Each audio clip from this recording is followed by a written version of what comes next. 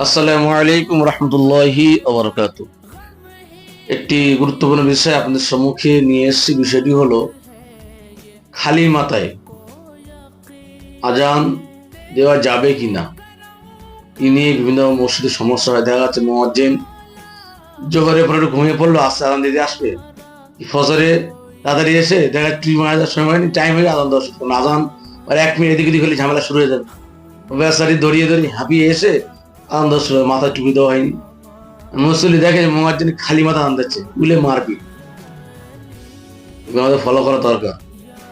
এবং অনেক ক্ষেত্রে যেমন একটা পর্যায়ে চলে এসছে, মসজিদের বাইরে আজান দিতে হচ্ছে, সেক্ষেত্রে জুতো পায়ে দিয়ে আজান দেওয়া যাবে কিনা।